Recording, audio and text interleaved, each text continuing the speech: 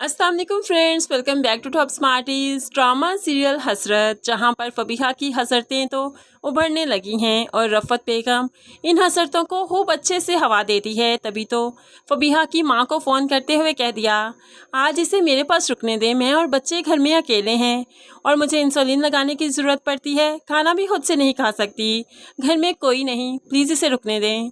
तो ऐसे में फबीहा की माँ मान ही जाती है।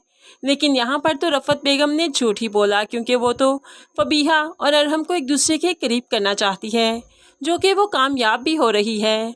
अगली सुबह जब अरहम उठा तो काफ़ी देर तक वो अपने कमरे से बाहर नहीं निकला। तभी तो फबीहा भागते हुए उसके कमरे में गई, जो कि बारिश में खेलने की वजह से निढाल पड़ा था। फबीहा उसके माथे पर हाथ रखते हुए चेक करती है तो उसे काफ़ी तेज़ टेम्परेचर था। अब अरहम फबीहा का हाथ पीछे झटकने की कोशिश करता है, थोड़ा कंफ्यूज हो रहा है, लेकिन फबीहा को कोई कन्फ्यूजन नहीं, वो तो अपना हाथ आगे बढ़ाना चाहती है। इतनी इंसल्ट करवाने के बाद एज़ यूजुअल हमज़ा फिर से फबीहा के गेट के बाहर खड़ा है, ताकि उसे पिक कर सके और उसे उसकी जॉब तक पहुंचा सके। लेकिन आज फबीहा नहीं, फरहीन घर से बाहर निकली। हमज़ा को देखते ही कहने लगी, तुम क्यों अपना रास्ता नहीं बदल लेते? क्या तुम्हें समझ नहीं आ रही? फबीहा अपना रास्ता बदल चुकी है, वो तुम्हें इनकार कर चुकी है। लेकिन हमज़ा के दिलो दिमाग पर तो सिर्फ फबीहा चाहिए है, वो भला अपना रास्ता कैसे बदल सकता है? यहाँ पर फरहीन से उसे मालूम पड़ा कि फबीहा तो सारी रात घर आई ही नहीं, वो तो अरहम के घर में थी। अब तो हमज़ा की गैरत का सवाल बन गया, इसलिए तो वो फ़ौरन से पहले अरहम के घर पहुंच जाता है। यहाँ पर ना आओ देखा ना ताओ देखा, फबीहा को खींचने लगा, घर लाने की कोशिश करता है। तुम चलो मेरे साथ, यहाँ पर सारी रात से क्या कर रही थी तुम? तो फबीहा खुद को छुड़वाने लगी। ऐसे में अरहम ने जब शोर गुल की आवाज़ सुनी तो बाहर आ जाता है।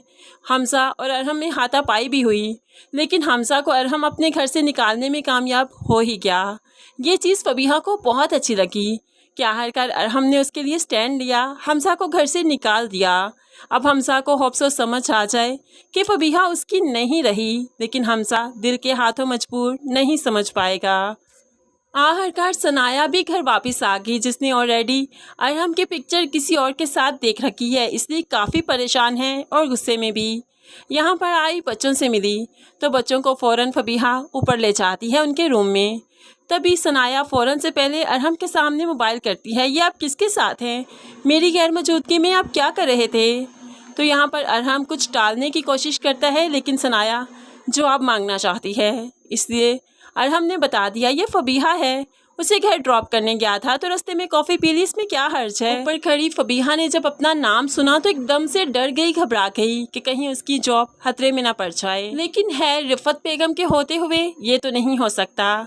सनाया इस घर से निकल जाए रिफत बेगम को मंजूर है, लेकिन फबीहा को वो कहीं नहीं जाने देगी। ऐसे में हादिया ने अपनी माँ को समझाना भी चाहा, फबीहा मुझे इतनी सीधी सादी नहीं लगती जितनी सीधी सादी आप समझती हैं, प्लीज़ उससे बचकर रहिएगा। लेकिन रफ़त बेगम को अभी समझ नहीं आ रही, जब फबीहा के हाथों वो मुँह की खाएंगी तभी तो समझ आएगी और तभी मज़ा भी आएगा।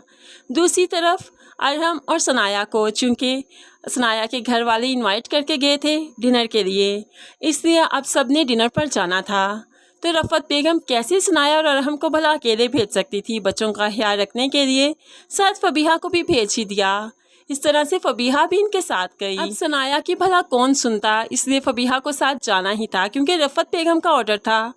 ऐसे में जब वो अपने मेके गई तो सनाया की माँ को ये फबीहा देखकर ज़रा भी अच्छी नहीं लगी। इतनी खूबसूरत है, बच्चों में इतनी इन्वॉल्व है, इनके घर में इतनी इन्वॉल्वमेंट है इसकी, ये कैसे हो गया? ये नहीं होना चाहिए था। वो अपनी बेटी को समझाने लगी, लेकिन बेटी बेचारी क्या करे, वो तो सास के हाथों मजबूर है। लेकिन सास को खैर समझ आ ही जाएगी, खड़े और खोटे की पहचान हो ही जाएगी जब फबीहा के हाथों वो बुरी तरह से ज़लीलो ख़वार होंगी। हो सकता है फबीहा उनकी जान लेने की भी कोशिश करे, क्योंकि फबीहा की नज़दीकियाँ जब अरहम से भरने लगेंगी तो वो इस बुढ़िया को तो बर्दाश्त नहीं करेगी।